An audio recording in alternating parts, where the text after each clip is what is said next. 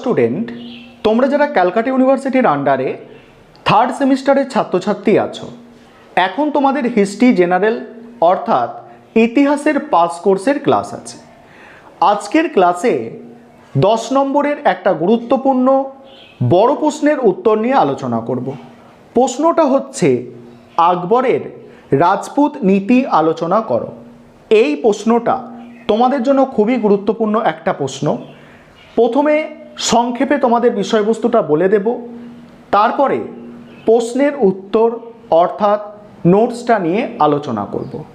আরেকটা বিষয় তোমাদের বলার আছে যে তোমাদের জন্য কিন্তু অনলাইন কোচিং ক্লাস চলছে। তোমরা যারা অ্যাডমিশান নিতে চাইছো, স্ক্রিনে যে নম্বরটা দেখতে পাচ্ছ এই নম্বরে যোগাযোগ করে অ্যাডমিশান নিতে পারো। আমাদের সপ্তাহে 2 দিন করে ক্লাস হয়ে থাকে। সেক্ষেত্রে সমস্ত স্টাডি মেটেরিয়াল অর্থাৎ পিডিএফ নোটস দেওয়া হয়ে থাকে এবং তার জন্য মান্থলি 200 টাকা করে ফিস নেওয়া হয়ে থাকে। চলো আজকের ক্লাসের বিষয়বস্তু আলোচনা করা যাক।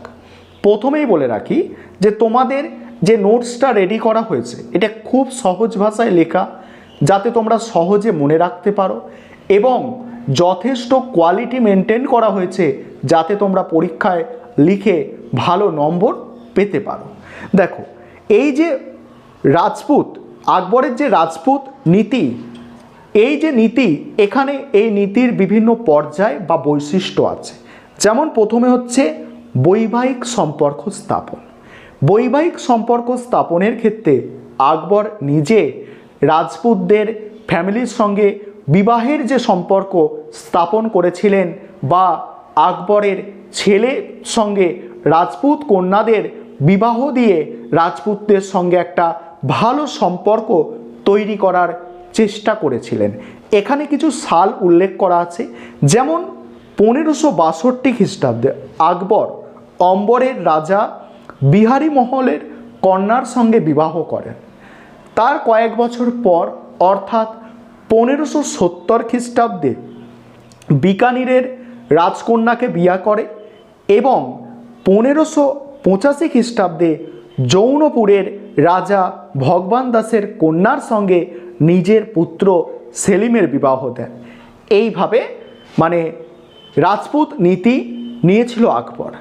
তারপরে হচ্ছে রাজপুতদের উচ্চ পদে নিয়োগ, অর্থাৎ রাজপুতদের কি করেছিল, রাজপুতদের আকবর বিভিন্ন প্রশাসনিক পদে উচ্চ পদে নিয়োগ করেছিল। যেমন মানসিংহ ও ভগবান দাস মুঘল অভিজাততে পরিণত হয়েছিল এবং মানসিংহকে আকবর সেনাপতি পদে নিযুক্ত করেন এবং রাজা টোডরমল দেওয়ান নিযুক্ত করল এবং তিনি রাজস্ব বিভাগের দায়িত্ব পেল। তারপরের পয়েন্ট পাবে যে সহিষ্ণুতার নীতি গ্রহণ, অর্থাৎ আকবর ধর্ম সহিষ্ণু ছিলেন, বিভিন্ন ধর্মকে শ্রদ্ধা করতেন, অর্থাৎ নিজের ধর্মকে যেমন ভালোবাসতেন তেমনি অন্য ধর্মকেও কিন্তু শ্রদ্ধা করতেন। তারপরে হচ্ছে রাজপুতদের প্রতি যুদ্ধনীতি। যেসব রাজপুত নেতা বা যেসব রাজপুত নেতারা আকবরের এই যে বন্ধুত্বপূর্ণ সম্পর্ক সেগুলো মেনে নিতে চাননি, তাদের সঙ্গে যুদ্ধের মাধ্যমে আকবর কিন্তু তাদেরকে বশে এনেছিলেন। তারপর শেষে পাবে ফলাফল এবং উপসংহার। এবারে তোমরা প্রশ্নের উত্তর অর্থাৎ নোটসটা দেখে নাও, এবং তোমরা যারা অ্যাডমিশান নিতে চাইছো, স্ক্রিনে যে নম্বর দেখতে পাচ্ছ এই নম্বরে যোগাযোগ করে অ্যাডমিশান নিতে পারো। এছাড়া আমাদের স্টাডি মেটেরিয়াল দেওয়া হয়ে থাকে। তোমরা সম্পূর্ণ সেমিস্টারের অর্থাৎ থার্ড সেমিস্টারের হিস্ট্রি জেনারেলের স্টাডি মেটেরিয়াল পেয়ে যাবে। 400 টাকা পে করে তোমরা সাজেশান প্লাস অ্যান্সার তোমরা কিন্তু সংগ্রহ করতে পারো। চলো এবারে তোমরা নোটসটা দেখো। এবারে তোমরা প্রশ্নের উত্তর অর্থাৎ নোটসটা বুঝে নাও। প্রশ্নটা ছিল, আকবরের রাজপুত নীতি আলোচনা করো। ভূমিকা লিখতে হবে প্রথমে তোমাদের। সেখানে কি লিখবে দেখো, মুঘল সম্রাট আকবরের প্রশাসনিক ক্ষেত্রে সর্বাধিক গুরুত্বপূর্ণ বিষয় ছিল তার রাজপুত নীতি। আকবর সাম্রাজ্যের নিরাপত্তা রক্ষা, ভারতবাসীর সঙ্গে মিত্রতা বজায় রাখা, রাজপুতদের সঙ্গে মিত্রতার মাধ্যমে বিপক্ষ শক্তিগুলিকে দমন করা প্রভৃতি উদ্দেশ্য নিয়ে রাজপুত নীতি অনুসরণ করেছিলেন। তারপরে বলা হচ্ছে দেখো বৈশিষ্ট্য বা পর্যায়। আকবরের রাজপুত নীতির কতগুলি বৈশিষ্ট্য বা পর্যায় লক্ষ্য করা যায়। এগুলি হলো 1 নম্বর পয়েন্ট কি আছে দেখো, বৈবাহিক সম্বন্ধ স্থাপন। আকবর প্রথমে রাজপুতদের সঙ্গে বৈবাহিক সম্পর্ক স্থাপন শুরু করেন। 1562 খ্রিস্টাব্দে আকবর অম্বরের রাজা বিহারীমলের কন্যার সঙ্গে বিয়ে করেন। 1570 খ্রিস্টাব্দে বিকানিরের রাজকন্যারে বিবাহ করেন। বিকানিরের রাজকন্যা কে লিখবে, এটা রাজকন্যাকে বিয়ে করেন। 1585 খ্রিস্টাব্দে জৌনপুরের রাজা ভগবান দাসের কন্যার সঙ্গে পুত্র সেলিমের বিয়ে দেন। ইতিহাসবিদ বেনি প্রসাদের মতে এই বিবাহ সংক্রান্ত ঘটনা ভারতীয় রাজনীতিতে এক নতুন যুগের সূচনা করেছিল।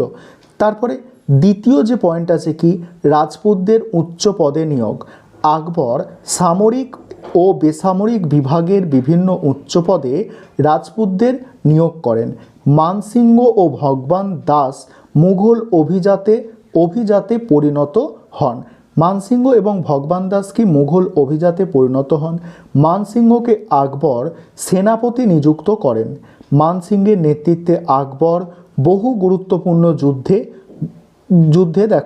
যুদ্ধে জয়ী হন। রাজা টোডরমলের দেওয়ান নিযুক্ত হন। রাজা টোডরমল কি দেওয়ান নিযুক্ত হন, তিনি রাজস্ব বিভাগের দায়িত্ব পান। টোডরমলের ভূমি রাজস্ব নীতি সে যুগে বিশেষ স্বীকৃতির দাবি রাখে। তারপরে দেখো সহিষ্ণুতার নীতি গ্রহণ। পরের পয়েন্ট হচ্ছে কি, সহিষ্ণুতার নীতি গ্রহণ। সেখানে কি বলা হচ্ছে দেখো, আকবর রাজপুত জাতিকে মিথ্যে পরিণত করার জন্য বিভিন্ন সহায়তামূলক নীতি গ্রহণ করেন। তার সাথে বন্ধুত্বে আবদ্ধ হলে আকবর রাজপুতদের আত্মীয় পরিজনের মতো অন্যান্য মুঘল রাজকর্মচারীদের সমান সুযোগ সুবিধা প্রদান করেন। রাজপুত রাজ্যকে আকবর স্বায়ত্তশাসনের অধিকার দেন। বিভিন্ন রাজপুত প্রধানকে মনসবদারের পদ প্রদান করেন। তারপরে দেখো পরের পয়েন্ট, রাজপুতদের প্রতি যুদ্ধনীতি অনুসরণ। আকবর যুদ্ধনীতি দ্বারাও রাজপুতদের অনুগত মিথ্যে পরিণত করার নীতি গ্রহণ করেন। তিনি 1562 খ্রিস্টাব্দে অম্বর, 1568 খ্রিস্টাব্দে রণথম্বর এবং 1570 খ্রিস্টাব্দে মারওয়ার, বিকানির এবং জয়সলমীর অধিকার করেন।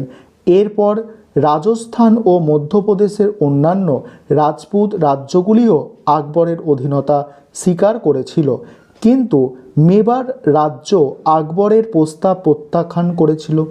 তবে 1576 খ্রিস্টাব্দের মধ্যে মেবারের বিস্তৃত অঞ্চল আকবরের অধীনে এসেছিল।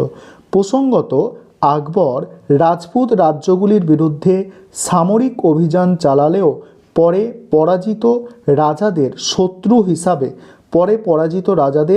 শত্রু হিসাবে চিহ্নিত না করে তাদের সমান সুযোগ সুবিধা প্রদানের ব্যবস্থা করেছিল।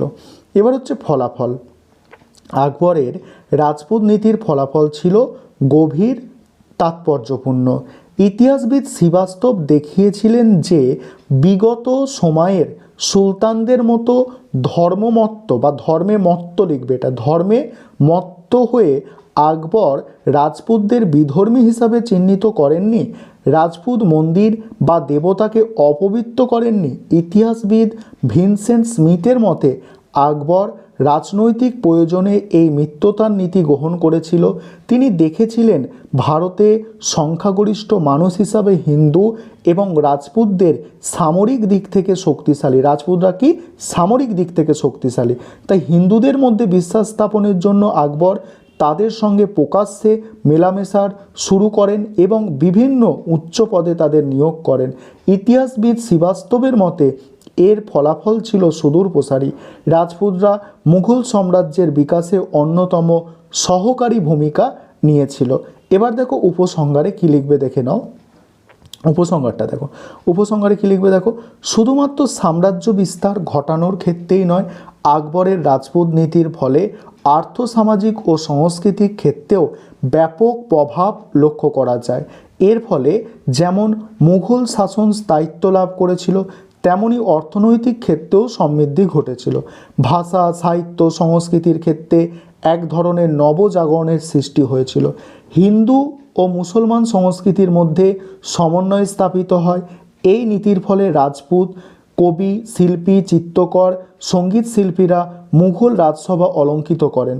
সুতরাং বলা যায় আকবরের রাজপুত নীতি মুঘল সাম্রাজ্যকে এক শক্তিশালী ভিত্তির ওপর প্রতিষ্ঠা করেছিল।